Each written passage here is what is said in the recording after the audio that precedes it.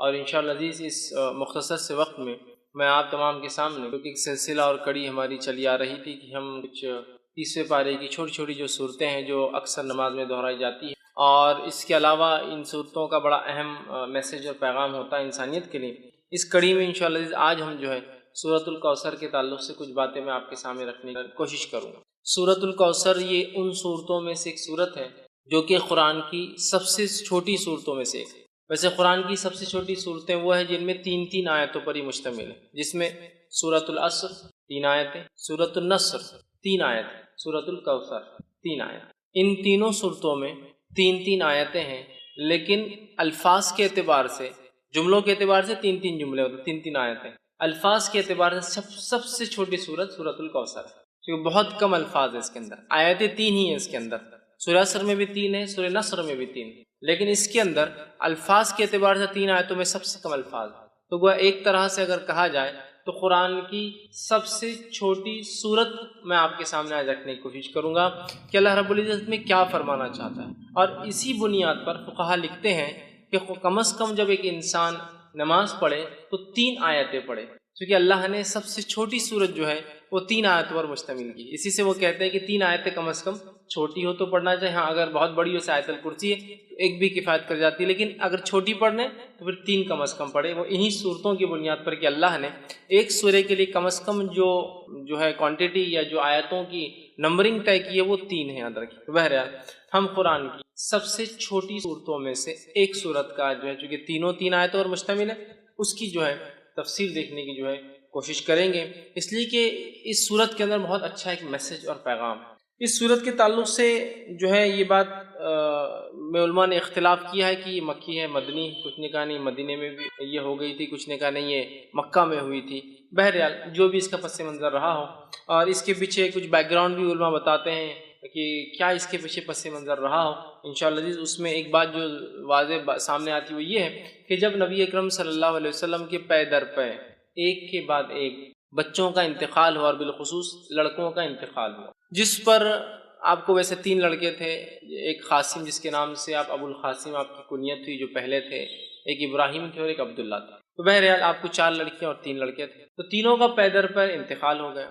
جب تینوں لڑکوں کا انتقال ہوا تو مشرکین خوشی منانے لگے، کیونکہ مشرکین، اور جیسا آج ہمارا بھی حال ہے، ایک مادہ پرست ٹوٹلی میٹریلسٹک سوسائٹی میں ہم لوگ رہتے ہیں، جس میں مادہ اور انسان کیا پزیس کرتا ہے، کیا اس کے پاس ہوتا ہے، اس سے اس کی عزت اور توقیر۔ اور اسی کڑی کے اندر ایک اور چیز جو سماج کا بہت بڑا مسئلہ بھی ہے وہ یہ ہے کہ لڑکوں کا ہونا اور نہیں ہونا۔ جب نبی اکرم صلی اللہ علیہ وسلم کو لڑکے نہیں ہوئے، اس سماج میں جس سماج میں لڑکے فخر کی علامت تھے، لڑکوں کی زیادتی پیدائش کے اعتبار سے سماج کے اندر ایک بہت بڑا رتبہ رکھتی، اس سماج میں جس سماج کے اندر لڑکیوں کو زندہ دفنا دیا جاتا تھا اور لڑکوں کو رکھا جاتا تھا، اس سماج میں نبی اکرم صلی اللہ علیہ وسلم کے پے در پے ایک کے بعد ایک 3 لڑکوں کا انتقال ہونا گویا مشرکین کے لیے ایک طرح سے آپ کے مشن کے انسکسیسفل ناکامیاب ہونے کی ایک دلیل تھی۔ تو مشرکین میں سے کچھ لوگوں نے خوشیاں منائی، آوازیں اٹھائی، اور کہا کہ ابتر عربی زبان میں کہتے ہیں اس انسان کو جس کے پیچھے کوئی نہ ہو،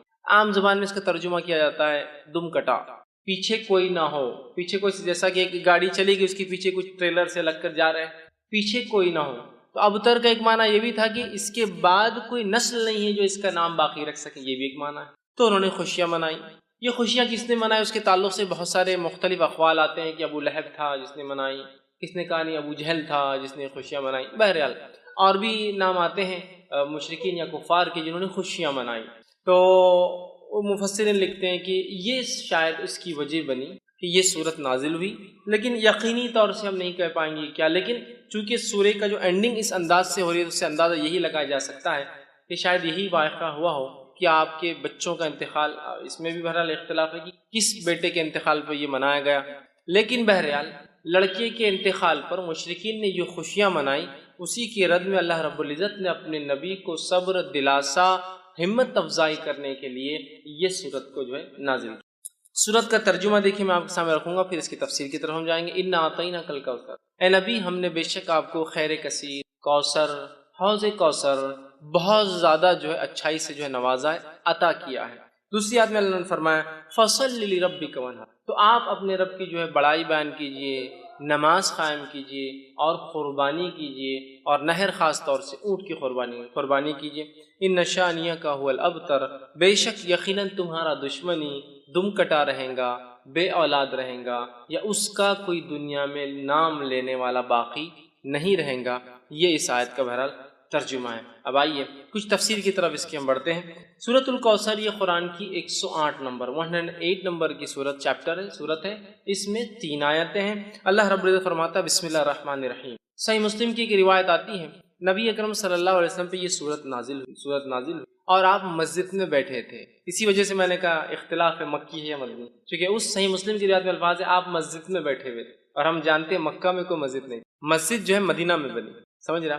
تو بہرحال اس وجہ سے علماء کا اختلاف ہے کہ مکی ہے مدنی، بہرحال جو بھی ہے صحیح مسلم کے الفاظ ہیں آپ مسجد میں تشریف فرما تھے، صحابہ گھیر کر بیٹھے تھے، اور یہ معاملہ سب مدینے میں ہی ہوتا تھا، مکے میں اتنی آزادی نہیں تھی۔ بہرحال صحابہ گھیر کر بیٹھے تھے، اور اچانک جو ہے آپ پر غشی، وہ جو آپ کی کیفیت وہی جب نازل ہوتی طاری ہوئی، صحابہ خاموش۔ اس کے بعد آپ نے لوگوں سے کہا کہ مجھ پر ابھی ایک صورت نازل ہوئی، بسم اللہ الرحمن الرحیم، انا اعطیناک الکوثر فصل لربک وانحر ان شانیک هو الابتر۔ آپ نے پڑھ کر سنا۔ اس بات سے مفسرین لکھتے ہیں، علماء لکھتے ہیں، فقہاء لکھتے ہیں کہ بسم اللہ ہر صورت کا حصہ ہے، لیکن نبی اکرم صلی اللہ علیہ وسلم نے فرمایا مجھ پر ابھی ایک صورت نازل ہوئی، بسم اللہ الرحمن الرحیم انا اعطیناک الکوثر۔ تو اسی سے محدثین لکھتے ہیں کہ صورت جو ہے بسم اللہ جو ہے یہ جو ہے اس کی آیت ہے۔ اس بات کو بہرحال چونکہ ایک بات آ گئی ہے تو وہ بھی آپ کے سامنے رکھ دیتا ہوں۔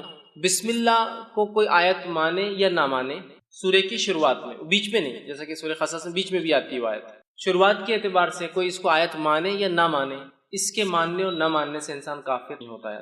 دیگر قرآن کی ایک آیت کا بھی انسان انکار کرے تو وہ کافر ہے، لیکن بسم اللہ میں چونکہ اختلاف ہے کہ یہ آیت مانی جائیں گی یا نہیں مانی جائیں گی، تو لہٰذا اگر اس معاملے میں کوئی بسم اللہ پڑھتا ہے اور کوئی نہیں پڑھتا ہے تو دونوں پہ کسی پہ لعنت ملامت یا اس کو سست یا جو ہے اس طرح سے اس کو غلط یا کافر نہیں کہا جائے۔ ہاں وہ جو قرآن کا حصہ ہے، جیسا کہ سلیمان علیہ السلام نے جو خط لکھا تھا، جس کے بارے میں قرآن نے فرمایا انہ من سلیمان بسم اللہ الرحمن الرحیم، اور سلیمان نے جو ہے اس رانی کو جس نے اور جس کے قوم نے سورج کی عبادت کو جو ہے سب کچھ سمجھ لیا تھا، اس کو جب خط لکھا تو لکھا انہ من سلیمان، کہ سلیمان نے جب خط لکھا تو کہا بسم اللہ الرحمن الرحیم، اللہ کے نام سے جو بڑا مہربان نہایت رحم والا۔ اس سے پتہ چلتا ہے کسی بھی خط و کتابت سے پہلے، کسی کو ایڈریس کرنے سے یا خط لکھنے سے پہلے بسم اللہ لکھنا چاہیے بہرحال، اور نبی اکرم صلی اللہ علیہ وسلم بھی لکھا کرتے۔ تو بہرحال تو یہاں رسول اکرم صلی اللہ علیہ وسلم نے کہا کہ مجھ پر ابھی ایک صورت نازل ہوئی بسم اللہ الرحمن الرحیم، ٹھیک ہے، بہرحال وہ کرنا چاہیے۔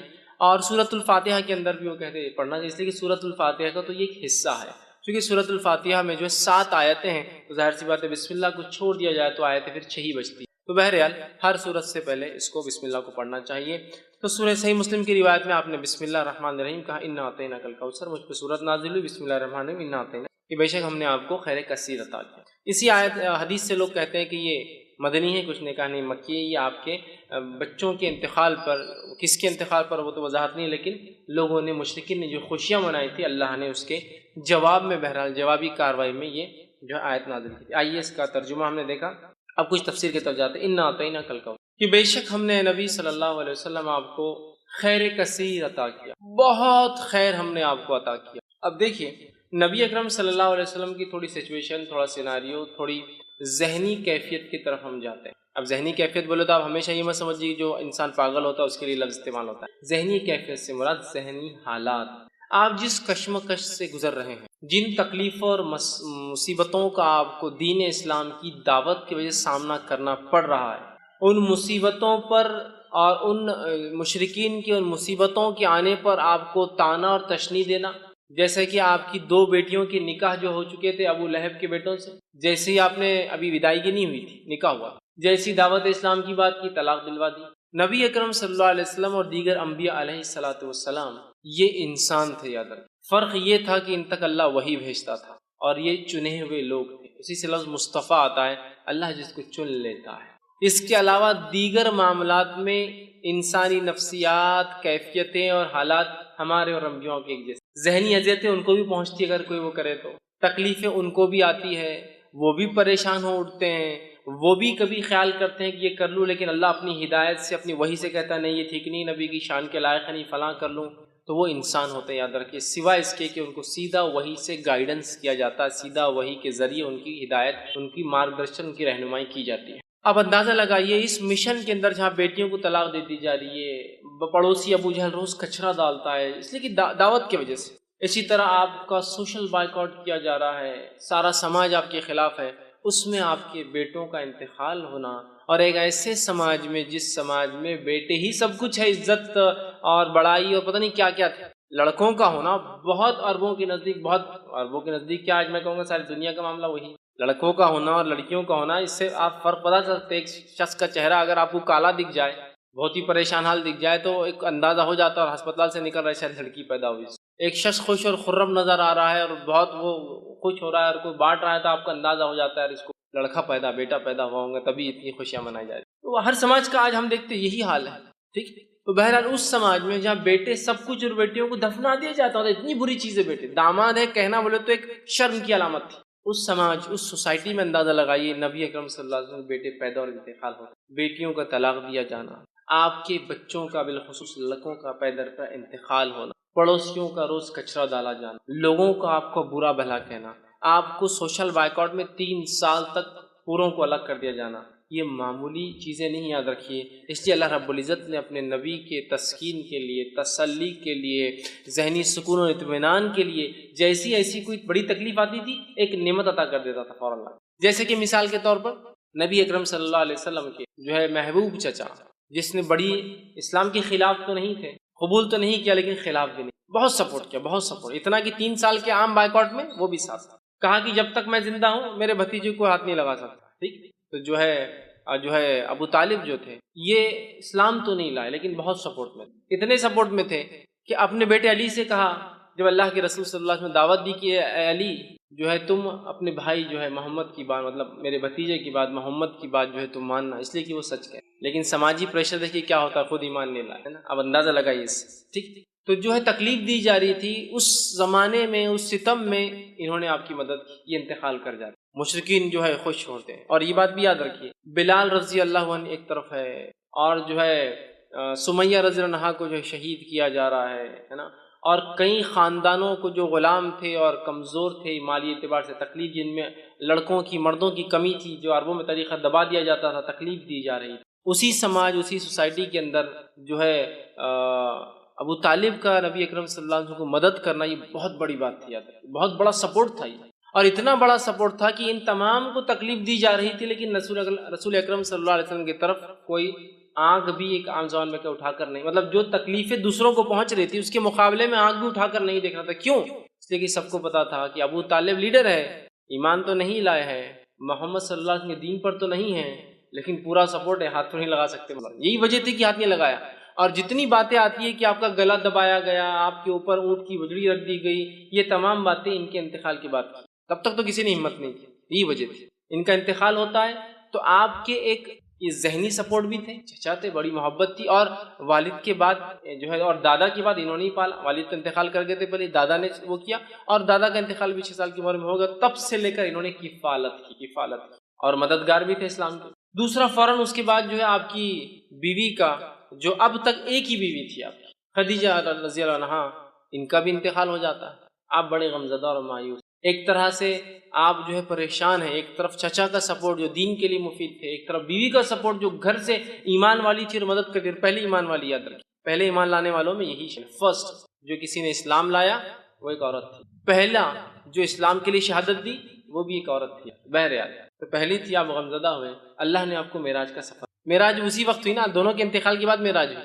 سفر کرا دیا تاکہ وہ جو غم اور وہ ذہنی تکلیف تھی ہٹ دی، جب غائب کے معاملات آپ دیکھ کر آ جائے، تو اللہ ایسے ہی کرتا ہے۔ اب دیکھیے نبی کو تکلیف دی جا رہی ہے، بیٹے کا انتقال ہو گیا، لوگ مذاق اڑا رہے ہیں، ایک آیت آ رہی ہے، ایک سورت آ رہی ہے، غم کی کوئی ضرورت نہیں، یہ کہہ رہے ہیں کہ تمہارا لڑکا انتقال کر گیا، تمہارا بیٹا مر گیا، کوئی مسئلہ نہیں، نہ آتا ہی نہ کل کوثر، ہم نے تم کو خیر کثیر عطا کر دیا نا، کیوں تم غم کر رہے ہو چھوٹی موٹی چیزوں پہ دنیا میں جو کھو رہی ہے تم سے، خیر کثیر عطا کر دیا، بہت زیادہ خیر ہم نے آپ کو اے نبی نواز دیا، یہ کسی بھی شکل میں ہو سکتا ہے، دنیا کی نعمتوں کی شکل میں، اور ہم نے دیکھا نبی اکرم صلی اللہ علیہ وسلم کی زندگی میں آپ لیڈر کہلائے، آپ نے جو ہے ایک ملک کے آپ سربراہ کہلائے، اور جس زمین سے آپ کو بے بس اور بے سہارا اور تکلیف دے کر نکالا گیا تھا، اس زمین پر اللہ رب العزت نے آپ کو ایسے واپس غلبے کے ساتھ لایا کہ جو مشرکین اور جو آپ کے دشمن تھے وہ گھٹنے کے بل آ چکے تھے، جن کے پاس منہ کھولنے کے لیے کوئی چارہ نہیں تھا۔ مطلب اللہ نے ایسا نوازا کہ انسان جس کو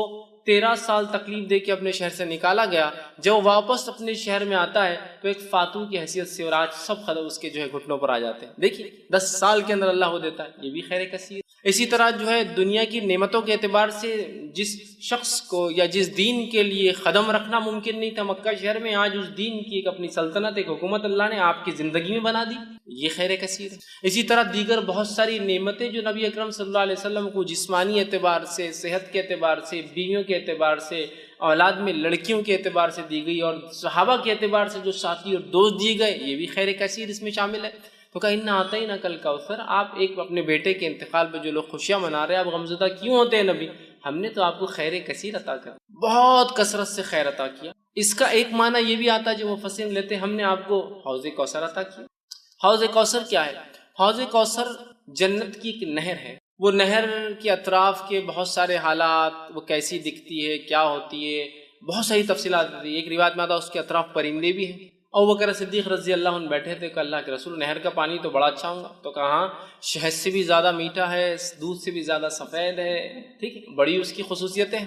کہا اس کے اطراف پرندے ہیں، تو کہا بہت اچھا منظر ہوگا۔ تو کہا پرندے کھانے میں بھی ابو بکر بڑے اچھے ہوں گے، اس میں پرندے ہوں گے، وہ ایک نہر ہے جو جنت سے نکلتی ہے، اور اسے کوثر اس لیے کہا گیا کہ اس پہ اتنے پیالے ہیں جن سے جو لوگ جنت میں داخل ہوں گے ان کو پلایا جائے گا۔ اس کے پانی پینے کے بعد انسان کو پھر کبھی پیاس نہیں لگیں گی، وہ جنت میں کھائیں گا بھی، پیئیں گا بھی، لیکن اس کی ضرورت محسوس نہیں ہوگی پینے کی، اس کوثر کے پانی پینے کے۔ وہاں اتنے سارے گلاس ہیں کہ آپ صلی اللہ علیہ وسلم نے فرمایا، مطلب پینے کے مرتبان ہیں کہ آپ نے فرمایا جیسے آسمان کے ستارے، اتنے مرتبان، اتنے پیالے، اتنے گلاس ہیں جس میں آپ خود پلائیں گے۔ اور وہاں آپ فرماتے میرا ممبر لگایا جائیں گا، اور وہاں میں کھڑا ہوں گا، اور پھر لوگ آتے جائیں گے، میں انہیں اب پانی دیتا جاؤں گا، جو اس کا پانی ایک بار پی لیں گا وہ کبھی پھر زندگی میں پیاس محسوس نہیں کریں گے۔ جنت میں لوگ پیئیں گے لیکن ضرورت نہیں رہیں گی، محسوس نہیں ہوں گی لیکن پیئیں گے، یہ ایک الگ چیز، مطلب آپ کو کوئی چیز کی ضرورت نہیں لیکن پھر بھی آپ رکھتے ہیں اس کو، ایک الگ چیز۔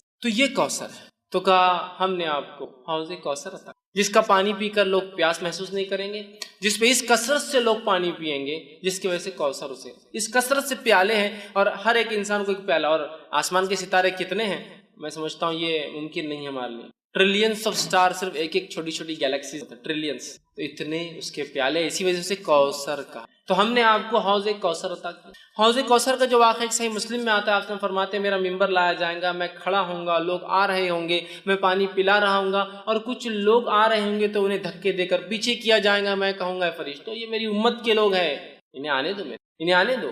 فرشتے کہیں گے اللہ کے رسول صلی اللہ علیہ وسلم آپ کو نہیں پتا آپ کے جانے کے بعد انہوں نے کیا کیا؟ آپ سے کہیں گے کیا کیا؟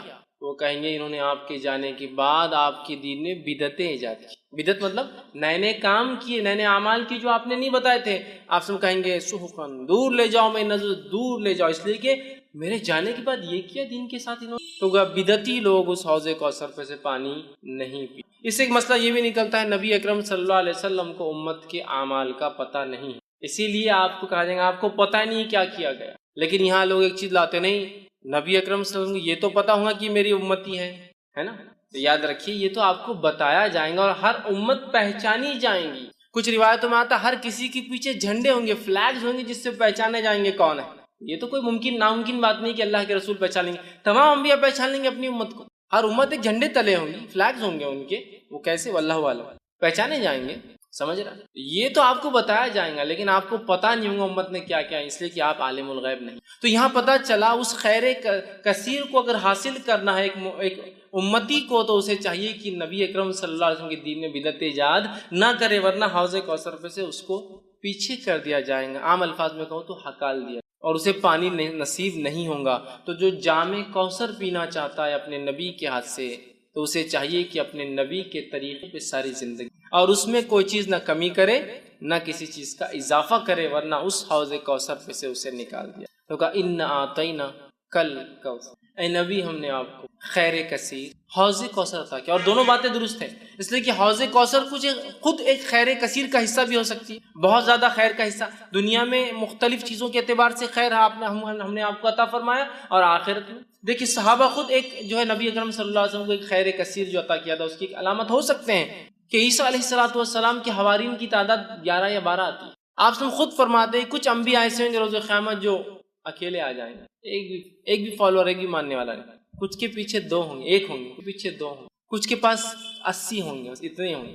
اور میں دیکھوں گا بنی اسرائیل بہت تعداد ہے موسیٰ علیہ السلام کی امت، اور میں امید کرتا ہوں کہ میری قوم اس سے زیادہ ہوں. اور پھر آگے آپ نے فرمایا کہ تم جو ہے اولادیں پیدا کرو، اس لیے کہ میں اس روز جو ہے تمہاری تعداد پر فخر. سمجھ رہے ہیں بات؟ تو آپ دیکھیے، تو یہاں انبیاءوں کے حالات دیکھیے کہ ایک بھی نہیں ہے، 1 ہے، 2 ہے، 30 40 50 100 80 ہے نا. بنی اسرائیل سیکنڈ ٹو امت محمدیہ ہونے والی، نیکسٹ ہوں گی، اس لیے آپ نے کہا امید ہے میری امت جو ہے سب سے زیادہ ہوں گی، بنی اسرائیل کو بھی پیچھے چھوڑ دیں گے میرے امت، اتنے تعداد کے اعتبار سے زیادہ ہوں. تو دیکھیے صحابہ کی تعداد دیکھیے، کچھ انبیاؤں کو تو ایک بھی نہیں ملا ہے صحابی. اللہ کے رسول صلی اللہ علیہ وسلم کو ایسے صحابہ ساتھی کو کہتے ہیں، یاد رکھیے اصحاب جو ہے ساتھی کو کہتے ہیں عربی زبان میں. ٹھیک، تلاميذ اسٹوڈنٹ نہیں تھے، یہ ساتھی. اور ساتھی جنرلی کیلیبر کا ہوتا ہے بہت، اسی لیے اس کو اصحاب کہا جاتا ہے. ٹیچر اور اسٹوڈنٹ کو کبھی بھی ساتھی نہیں کہیں گے آپ، 2 اسٹوڈنٹس کو ساتھی کہا جاتا ہے. یہاں دیکھیے اصحاب کہا گیا اس لیے کہ اللہ نے ان کو تیار کیا گیا، اللہ نے تیار کیا تھا. اور اللہ نے خود قرآن میں بیان کیا کہ صحابہ کی مثال توریت اور انجیل میں بھی اللہ نے دی تھی. تو گویا صحابہ بھی چوزن پیپل تھے، سلیکٹڈ پیپل تھے، چنے ہوئے لوگ تھے. بہرحال تو یہ بھی خیر کثیر. تو بہت ساری باتیں، لیکن خیر کثیر سے مراد کچھ بھی خیر جو اللہ نے دیا. اور حوض کوثر بھی ہو سکتا ہے، چونکہ حوض اور کوثر بھی خیر کثیر کی ایک ایگزامپل یا مثال یہ یاد رکھیں. چلیے ہم آگے بڑھتے ہیں. اللہ نے فرمایا انا اعطیناک الکوثر، اے نبی ہم نے آپ کو خیر کثیر عطا کیا، کوثر عطا کیا، حوض کوثر عطا کیا. فصل لربک وانحر، تو آپ کیا کیجئے، نماز قائم کیجئے. آپ کیا کیجئے، تو جو رب کے لیے جو ہے نماز پڑھیے، بڑائی بیان کیجئے، نماز قائم کیجئے. وانحر، اور کیا کیجئے اس کے ساتھ، قربانی کیجئے. نہر کہتے ہیں اونٹ کی. تو آپ جو ہے نماز قائم کریں اور قربانی اے نبی جو ہے اللہ کے لیے دیتے رہیں. گویا اس سے ایک بات پتہ چل رہی، وہ یہ ہے کہ ایک آیت میں تو کہا ہم نے آپ کو خیر کثیر عطا کیا، خیر کثیر عطا کرنے کے بعد دوسری آیت کیا بول رہی کہ آپ نماز پڑھیے اور قربانی دیجیے. اس سے ایک بات پتہ چلتی ہے کہ نماز قائم کرنا اور قربانی دینا یہ ایک طرح سے شکرانہ ہوتا ہے جو اللہ مختلف نعمتیں ہمیں عطا کرتا ہے. اس لیے کہ دیکھیے یہاں بالکل واضح طور سے کہا گیا کہ آپ نماز قائم کیجیے اور کیا کیجیے، ساتھ جو ہے قربانی دیجیے. مطلب نماز قائم، پہلے تو کہا خیر کثیر دیا، فوراً کہا نماز قائم کیجیے اور قربانی. مطلب گویا نماز اور قربانی ایک طرح سے شکرانہ ہوتا ہے کسی عمل کے بدلے یا کسی چیز کے بدلے جو اللہ ہمیں جو ہے عطا کرتا ہے. تو اللہ جو چیز عطا کرتا ہے یہ ایک طرح سے اس کا بدلہ ہو سکتا ہے. تو یہ بات کو ہم بھی ذہن میں رکھیں. اللہ نے کسی بھی قسم کا ہمیں خیر دیا تو نماز ایک بڑی بہترین چیز ہے اس خیر کے لیے شکرانہ ادا کرنا کہ اللہ تیرا شکر ہے کہ تو نے یہ فلاں چیز. ٹھیک، اور قربانی دینا یہ بھی بڑی اہم چیز ہے. قربانی دینے سے اللہ خوش ہوتا ہے، جیسے کہ آپ صلی اللہ علیہ وسلم نے فرمایا 10 ذی الحجہ کو، جس کو عام زبان میں بقرعید کہتے ہیں، 10 ذی الحجہ کو جانور ذبح کرنے، نہر خون بہانے سے زیادہ کوئی عمل اللہ کو بہت محبوب عمل ہے قربانی ہے. کہ اللہ ہم جانور کی قربانی دے کے اعلان کرتے کہ وقت آنے پر ہر چیز تیری راہ میں ہم قربان کر دیں گے، اعلان ہوتا. تو یہاں کہا کہ فصل لربک، تو نماز قائم کی. تو گویا دیکھیے اشارہ ہو گیا ہے کہ اگر اللہ بھی ہمیں کوئی نعمت یا شکر دے تو ہم کیا کریں، نماز قائم کریں. اور نبی اکرم صلی اللہ علیہ وسلم کے تعلق سے ابوبکر صدیق رضی اللہ عنہ فرماتے ہیں اللہ کے رسول صلی اللہ علیہ وسلم کو جب بھی کوئی خبر پہنچتی اچھی آپ سجدے میں گر جاتے ہیں. کوئی مصیبت آتی، کوئی آندھی آتی، کوئی طوفان آتا، کوئی پریشانی ہوتی، آپ مسجد کی طرف بھاگتے، مطلب نماز پڑھتے. خوشخبری آئی تو نماز، سجدے میں گرنا، مصیبت آئی تو نماز دونوں کے لیے حل ہے. اور اللہ نے اس بات کو سورہ بقرہ میں فرمایا، بیان بھی کیا، وَاسْتَعِينُوا بِالصَّبْرِ، مانگو اللہ سے صبر اور نماز کے ذریعے مانگنا ہے ہم کو، یاد رکھیں. تو یہاں شکرانہ بھی ہے نماز، حاجت کے لیے دعائی ہے نماز، دعا کی ایک قسم ہے نماز، اللہ کا ایک فریضہ فرض کردہ ایک حکم بھی ہے نماز. بہت ساری چیزیں نماز. نماز کے اتنے فوائد ہیں کہ ہم گنتے جائیں تو ممکن نہیں، یاد رکھیے کہ ہم ایک جگہ جمع کریں، اتنے فوائد. بہرحال یہاں کا فصل لربک وانحر کہ آپ جو ہے نبی نماز قائم کی اور قربانی دیجیے اپنے رب کے لیے. تو یہاں قربانی کا حکم دیا گیا، نماز کا حکم دیا. ہم بھی جب بھی اللہ تعالیٰ کو نعمت عطا کرے تو ہم بھی قربانی دیں، نماز پڑھیں اور قربانی دیں. تو کہا فصل، تو نماز قائم کرے، وانحر اور قربانی دیں.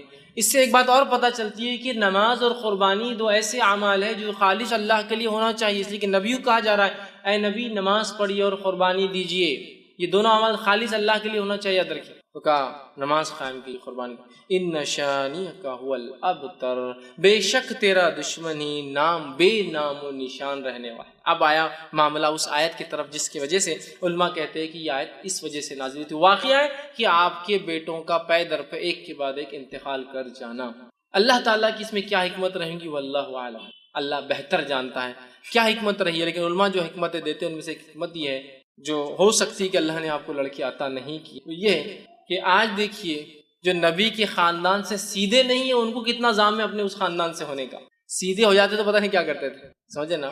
بیٹیوں سے برانچز چل رہی ہے، چچیرے بھائیوں سے برانچز چل رہی ہے، تو کتنا زام ہے، خاندان سے تو دور، خالی اس علاقے کا ہونے کا زام دیکھیے، ہم فلاں ہیں، قومی زام، سمجھ رہے، خاندان تو دور، خالی علاقے سے ہونے کا زام دیکھیے لوگوں میں، ہم فلاں علاقے سے، ہم فلاں زبان بولنے والے۔ شاید یہ حکمت رہی، اللہ اس معاملے کو رکھنا ہی نہیں چاہتا تھا، ختم کر دینا چاہتا، اس کے آگے واللہ وہ اللہ ہی جانتا ہے بھائی کیا وجہ، لیکن یہ حکمت ہو سکتی، سمجھ رہا بات۔ تو اللہ نے آپ کے لڑکوں کو حیات نہیں رکھا۔ مشرکین جب آپ کے لڑکے کا انتقال ہوا تو مشرکین نے خوشیاں منائی اور کہا اب تو محمد کا نام لینا کوئی نہیں ہے، اس کا مشن آگے چلنے والا نہیں، اس کی تحریک یہیں ختم ہو جائیں گے۔ اور ظاہر سے کوئی بھی تحریک کے لیے کیا لگتا ہے آپ کو معلوم، تحریک لڑکیوں سے نہیں لڑکوں سے، سمجھا، تحریک چلانا ہے۔ زکریا علیہ السلام اللہ سے دعا کر رہے ہیں، تو زکریا علیہ السلام کی دعا ہے اللہ مجھے کہ لڑکا عطا کر، اس لیے کہ لڑکی نبی نہیں ہو سکتی، اور بنی اسرائیل میں ایک طریقہ تھا، اللہ کیا کرتا تھا، ایک خاندان میں پھر اسی خاندان میں لڑکے دیتا تھا جو نہ انبیاء بنتے تھے۔ زکریا علیہ السلام جانتے تھے کہ اب اس قوم کو ایک نبی کی ضرورت ہے، اور نبی لڑکا ہو سکتا ہے، لڑکے کی دعا کیوں، اس لیے کہ انہیں ایک جو ہے وارث چاہیے تھا، ایک نبوت کو آگے لے کے چلا۔ بنی اسرائیل میں ایک زمانہ آیا کہ تقریباً بنی اسرائیل کے مرد قتل کر دیے گئے تھے، ایک عورت حاملہ باقی، سارے لوگوں نے مل کر دعا کی اللہ اس سے لڑکا پیدا اور وہ نبی ہو، اس لیے کہ اب نسل نہیں، اور اللہ اس نسل میں اولاد دیتا تھا۔ روایت میں آتا ہے کہ اللہ نے اس عورت جب اولاد پیدا ہوئی لڑکا تھا، اور اس لڑکے کا نام رکھا گیا شمون، اور وہ شمون علیہ السلام بعد میں چل کے وہ نبی بنے، جو کہ جو ہے تالوت والے واقعے کے اندر آتا ہے کہ تالوت کو ایک ان کے نبی نے جب چنا تو لوگوں نے کہا تالوت کو ہم پر کیوں بادشاہ بناتے ہو، تو نبی نے کہا وقت کہ اللہ نے اس کو سمجھداری اور جسمانی طاقت۔ وہ واقعے کے اندر شمون علیہ السلام جب پیدا ہوئے تو وہ آخری لڑکے تھے جو بچے تھے، تو لڑکوں سے چلتی ہے، سمجھ رہے بات۔ تو اب مشن اینڈ ہو رہا ہے ایک طرح سے، ظاہری طور سے تو مشن اینڈ دکھ رہا ہے، لڑکے ختم مشن ختم۔ تو کہا ان نشانی کو الابتر، اللہ جواب دے رہا نبی آپ کو کوئی پریشان ہونے، دل جو ہے اپنے آپ کو جو ہے مایوس کرنے کی کوئی ضرورت نہیں، آپ کا دشمن بے نام و نشان، گویا اس کا دوسرا معنی ہے آپ کا نام و نشان رہنے والا ہے، آپ کا دشمن جو آپ کا مذاق اڑاتا ہے اس کی چاہے ہزاروں اولادیں ہو جائے یہ بے نام و نشان ہوں۔ آج جتنے مشرکین کو ہم یاد کرتے ہیں سوائے سیرت کے، اس کے علاوہ کبھی یاد کرتے ہیں جو مشرکین کے نام آج تھوڑے بہت باقی ہے بڑے بڑے سرداروں کے، اس کے علاوہ جو جنگ بدر میں عہد میں مر کھپ گئے، کون پہچانتا ہے ان مشرکین کو آج؟ کبھی آپ نے سنا مکہ گیا تو یہ کنواں تھا، اس میں 10 مشرکین ڈالے گئے، پہلا یہ تھا، دوسرا یہ تھا، تیسرا یہ تھا، کس کو پرواہ ان کی، مر کھپ گئے، نسلیں چلی ہوں گی لیکن کوئی ان کو نہیں پہچانتا ہے۔ خود ان کی نسلوں نے ایمان لانے کے بعد ان کا نام لینا پسند نہیں کیا کہ ہمارے جد اعلیٰ تھے، یہ ہمارے باپ دادا تھے، یہ ہے نا۔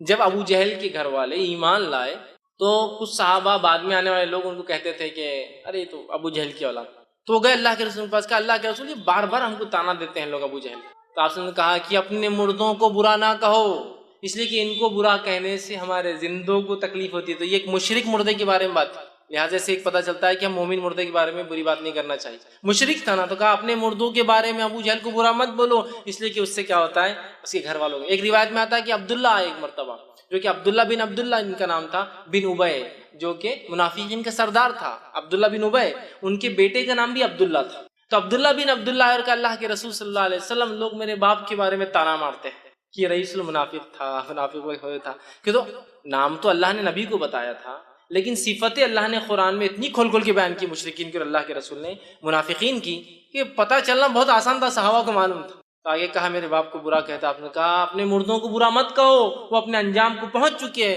تم مردوں کو برا کہنے سے زندوں کو تکلیف۔ تو آج ان کے خاندان والے خود جو ہے نام نہیں لیتے، بے نام ہو گئے، وہ اولاد کے بعد، لڑکوں کے بعد، ہزاروں لڑکوں اور نسلوں کے بعد بے نام۔ کہا تیرا دشمن بے نام رہے۔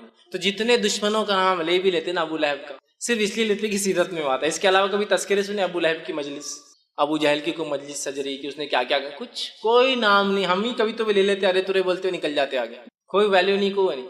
اور نبی اکرم صلی اللہ علیہ وسلم جہاں وہ یہ سمجھ رہے تھے اس کے لڑکا نہ ہونے سے اس کا خاندان ختم، نسل ختم، اور آپ کی عمر بھی تو ہو چلی تھی نا، تو ان کو وہ تھا کہ اب عمر بھی تو ہو جا رہی ہے شخص کی، اس کو اب اولاد نہیں ہوگی، تھوڑی ہوتی بعد میں، اور وہ خوش ہو رہے تھے۔ اللہ نے کہا تیرا دشمن یا نبی بے نام و نشان، دم کٹا، بغیر نسل کے، بغیر اولادیں ہوں گی ہو سکتا، لیکن وہ جو تمہیں کہتے ہیں نا تمہارا نام کوئی نہیں لے گا۔ آج ہم دیکھتے ہیں نبی اکرم صلی اللہ علیہ وسلم کا نام ان کے بچوں کے نام سے تو نہیں، مطلب لڑکوں کے نام سے تو نہیں رہا، لیکن آج دنیا میں سب سے زیادہ نام جو رکھا جاتا ہے اور وہ کیا آتا ہے، وہ کیا ہے معلوم آپ کو؟ محمد، سب سے زیادہ، سب سے زیادہ۔ ویسے دنیاوی اعتبار سے آتا ہے کہ چین جو نام ہوتا ہے نا، چین، چائنیز نیم، چین، وہ سر نیم سب سے زیادہ ہوتا ہے، لیکن محمد اس سے بھی زیادہ ہے۔ کیوں؟ اس لیے کہ محمد کے بہت سے ویریئنٹس ہیں، MOHAMMED، MUHAMMAD، MOHAMMED، سمجھ رہے آپ؟ MUHMED، یہ سب ہے، تو ان کو الگ الگ کیا جاتا ہے۔ جب 15 آتے ہیں، مطلب چین کے بعد 15 اور نام صرف محمد ہی چلتے ہیں پورے، الگ الگ ناموں سے جو محمد کی اسپیلنگس ہوتی ہے، اس ناموں کو اگر لے لیا جائے تو 15 اس کی الگ الگ کیٹیگرائزیشن، تو اگر ان سب کو ملا لیا جائے، چونکہ سب کا مقصد محمد ہی ہے، تو دنیا میں سب سے اول نام جو رکھا جاتا ہے وہ کیا ہے؟ محمد۔ کچھ نہ بھی ہو تو کم از کم اپنے بچوں کے نام میں والدین پہلے محمد اور پھر فلاں رکھتے ہیں۔ دیکھیے اللہ کے رسول صلی اللہ علیہ وسلم، کوئی لڑکا تو زندہ نہ رہا، لیکن ہر لڑکے کا نام مسلمان محمد رکھتے، آگے کم از کم چلو نام کچھ ہے تو محمد فلاں ہے نا۔ دیکھیے وہ سمجھ رہے تھے کہ اس کا نام کوئی لینے والا نہیں، آج سب سے زیادہ نام جو ہے محمد دنیا میں رکھا جاتا ہے۔ وہ سمجھ رہے تھے کہ اولاد کے خاتمے سے نسل ختم ہو جائیں گے، مشن ختم ہو جائیں گا۔ اللہ نے ہزاروں ہزاروں لاکھوں صحابہ کھڑے کر دی جنہوں نے مشن کو لے کے چلے، آپ کا نام لے کے چلے۔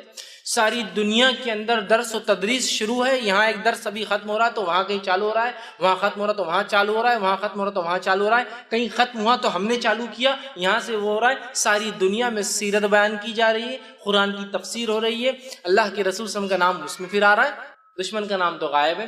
اسی طرح کوئی درس و تدریس نہ بھی ہو تو اذانوں کا سلسلہ ساری دنیا میں کنٹینیوس چل رہا ہے، چین میں چل رہا ہے۔ سب سے پہلے صبح جاپان میں ہوتی ہے، جاپان میں فجر کی اذانیں شروع ہوگی صبح سے پہلے، جاپان سے معاملہ ہوا ملیشیا، انڈونیشیا، معاملہ چل رہا ہے برما، ویتنام، کمبوڈیا، بنگلہ دیش، ہندوستان، پاکستان، افغانستان، ایران، عراق، سیریا، پھر اس کے بعد آپ چلتے جائیے پورے یورپین کنٹریز، اس کے بعد UK، US۔ ابھی US میں ختم ہوا فجر کا معاملہ تو ادھر عشاء کا معاملہ پھر جاپان میں چالو ہوگا، معاملہ دن پلٹ گیا، پھر ہی چالو ہوگی۔ تو ایک گھڑی ایسی نہیں ہے جب محمد صلی اللہ علیہ وسلم کا نام لیا نہیں جا رہا ہے، اذانوں میں لیا جا رہا ہے، درس و تدریس میں لیا جا رہا ہے، کتابوں کی شکل میں پڑھ کے لوگ نام لے رہے ہیں، لوگوں کو ابھارا جا رہا ہے، مثالیں دی جا رہی ہے، مسلم لے رہا ہے، غیر مسلم لے رہا ہے، اچھائی سے لے رہا ہے، برائی سے لے رہا ہے، نام لیکن چل رہا ہے۔ دشمن کو تو کوئی پوچھنے والا اور پہچاننے والا بھی نہیں، سوائے ہم کے ہمارے کہ کبھی کبھار سیرت میں ہم بول دیتے ہیں فلاں کٹر منافق تھا، کٹر مشرک تھا، تو گویا انہوں نے سمجھا اولاد کا لڑکوں کو ہونا نسلوں کو باقی رکھنے کی وجہ اللہ نے بغیر لڑکے کی بھی نبی کا نام خامت ان نشانیہ کا ولبتر، تیرا دشمن بے نام و نشان، اور ہو گیا دشمن بے نام و نشان۔ نبی کا نام لینے والے تو کروڑوں کروڑ لوگ ہیں، بلینز میں لوگ ہیں، کچھ نہیں تو اپنے بچوں کی نام کی شکل میں نام لے رہے ہیں، درس و تدریس ہے اور اذانیں دی جا رہی جس میں ہمارا ہے تو یہ بے نام۔ اب اس میں ایک بہت امپورٹنٹ پوائنٹ جو نکل رہا ہے وہ کیا ہے، وہ بھی تھوڑا دیکھیں، بہت امپورٹنٹ پوائنٹ وہ کیا ہے۔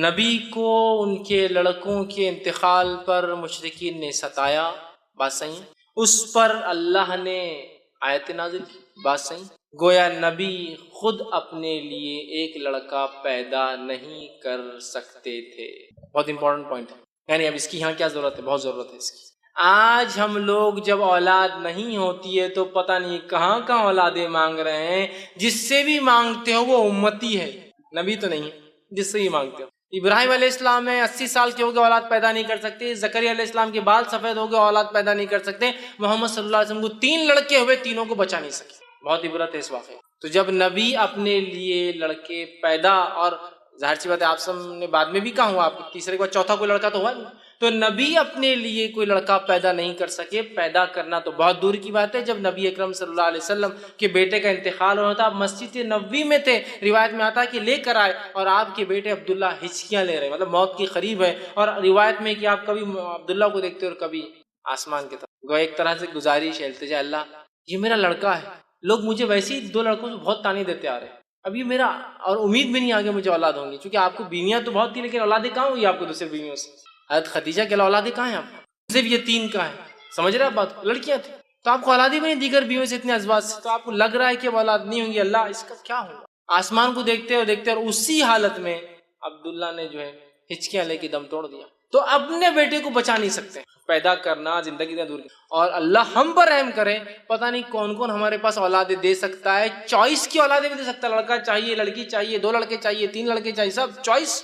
جس سے مانگا جا رہا ہے امتی ہے, جس امت کا نبی خود اپنے نفس کے لیے لڑکا پیدا نہ کر سکا, لڑکے مر رہے تو بچا نہ سکا, جس کتاب نے, قرآن نے ابراہیم علیہ السلام و زکریا کے تعلق سے کہا کہ گڑا رہے اپنے رب سے کہ اللہ میرا مشن آگے کیسے چلے گا, لڑکا نہیں ہوگا, تو کیا کوئی امتی اولاد دے سکتا ہے؟ بتائیے دے سکتا ہے؟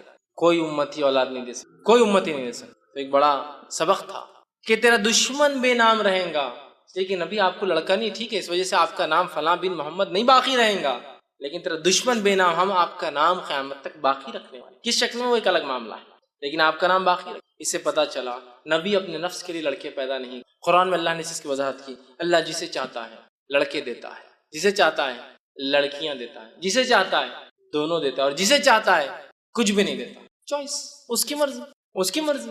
سمجھ رہے آپ بات؟ تو ایک بڑا میسج تھا اس میں. تیرا دشمن بے نام رہیں گا, آپ کو اولاد نہیں, لڑکا نہیں ہے, نبی یہ خوش ہو رہے ہیں, آپ گھبرائے مت, آپ کا نام باقی رکھیں گے. گویا نبی اپنے نفس کے لیے لڑکا پیدا نہیں کر سکتے, تو رہا امتی لڑکے اور بچے دے رہے ہیں. کتنے بد لوگوں نے پتہ نہیں آستانے اور در بنا دیے, جہاں جا کر فلاں عمل کر لیے تو لڑکے بھی پیدا ہوتے چوائس کے. نہیں بھائی ہم کو تو 4 لڑکے لڑکی چاہیے, تو چوائس سے لڑکی بھی لے لیجیے آپ.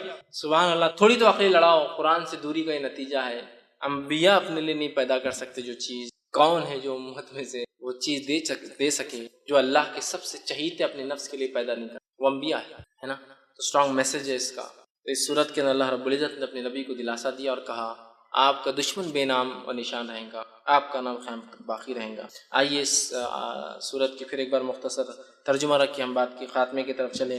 اللہ نے فرمایا انا اعطیناک, اے نبی ہم نے آپ کو خیر کثیر, حوض کوثر اور جو ہے بہت سارا خیر عطا فرمایا. فصل لربک وانحر, تو آپ نماز قائم کی, اللہ کا ذکر کی اور قربانی دیجیے, نہر کیجیے, اونٹ قربان کیجیے. اونٹ کو قربان کرنے کے خاص طریقے کو نہر کریے. ان نشانیہ کو الگ, جو دشمن یہ سمجھتا ہے کہ آپ کو بیٹا نہ ہونے سے نسل ختم ہو گئی, وہ دشمن کو ہم بے نام و نشان دم کٹا بغیر کسی نام کا رکھیں گے, اور آپ کا نام ہے نبی ہم ہمیشہ کے لیے باقی رکھیں گے. اور یہ بھی خیر کثیر کا حصہ ہے کہ نبی کا بیٹا نہ ہونے کے باوجود بھی آپ کا نام لیا جا رہا ہے, لیا جائیں گا, لیا جاتا رہا ہے. تو بہرحال یہ اس صورت کا بہرحال کچھ میسج تھا. ہمیں چاہیے کہ ہم جو ہے اللہ کا شکر ادا کریں, جو بھی نعمت اللہ نے دی ہے اس کے لیے نماز اور ہم قربانی کر سکتے ہیں. اور اولاد ہونا یا نہ ہونا, لڑکے ہونا نہ ہونا, یہ اللہ کی طرف سے. ہم کبھی شرک نہ کریں ان تمام کام, اور نہ ہی نماز میں اور نہ ہی قربانیوں میں ایسا کوئی کام کریں جس سے اللہ ناراض ہوتا ہے یا جس سے اللہ کی ناراضگی حاصل ہوتی ہے. تو یہ تھوڑی سی بہرحال بات تھی. اور دیکھیے یہ صورت کتنی مختصر, صرف 3 آیتوں پر مشتمل تھی, کتنے بہترین پیغام لیے ہوئی تھی اپنے اندر. تو پورا قرآن جب ہم کھول کر پڑھیں گے کتنی ساری باتیں ہمارے سامنے آئیں گی. بہت سارے لوگ ہوتے ہیں انٹرنیٹ پر جب یہ ویڈیو جاتے ہیں بہت گالیاں لکھتے ہیں, بہت گالیاں بکتے ہیں, لیکن ہم ان گالیوں کو برائی کے انداز میں لیتے ہیں, ہم اچھائی کے انداز میں لیتے ہیں کہ میرے بھائی کو علم نہیں. لیکن کم از کم یہ خوشی ہوتی ہے کہ سن تو رہے, کبھی آج نہیں کل بات سمجھ میں آ جائے, کلک ہو جائے بات تو کہ انبیاؤں کو اولاد نہیں تھی. کیسے کوئی انسان جو امتی ہوگا جس کا کوئی مقام اور کوئی حیثیت نبی کے سامنے دھول کے برابر بھی نہیں, کیسے وہ دے سکتا ہے؟ تھوڑا غور تو کرے انسان. اولاد دینا زندگی دینے کے برابر ہے, اولاد دینا زندگی دینا. جو خود مر چکے ہیں وہ کیا زندگی دوسروں کو دیتے ہیں؟ جس کے پاس جو ہوتا ہے وہی مانگا جاتا ہے میرے بھائی. جو خود اپنے نفس کو نہیں, اگر کوئی اولاد دے سکتا تو اپنے آپ کو رینیو کرا سکتا تھا, زندگی نہیں کرا سکا. تو بہرحال مقصد ہے اللہ کی کتاب کو ہم تھام لیں. تو بہت ساری ایسی گراہیں جو شیطان مان دیتا ہے نا, گراہیں, وہ گراہیں کھل جاتی. اور شرک اور بدعت اور کفر اتنا عام ہو چکا ہے اس امت میں کہ اللہ رحم کرے, نمازوں کو غیر اللہ کے لیے پڑھا جا رہا ہے, قبلے کے الٹا پڑھا جا رہا ہے, خبروں کے اوپر خبر والوں کے لیے پڑھا جا رہا ہے, قربانی اللہ کے علاوہ کی جا رہی ہے. اور ہم دیکھ رہے ہیں, ہم آج کے سوسائٹی میں بیٹوں کو سب کچھ سمجھ رہے ہیں. یہ بھی ایک میسج ہے اس کا, بہرحال بھول گیا تھا بیچ میں, ہے نا. بیٹے رہتے سب کچھ, ارے تم بیٹیاں ہوگی اب تو گئے تم,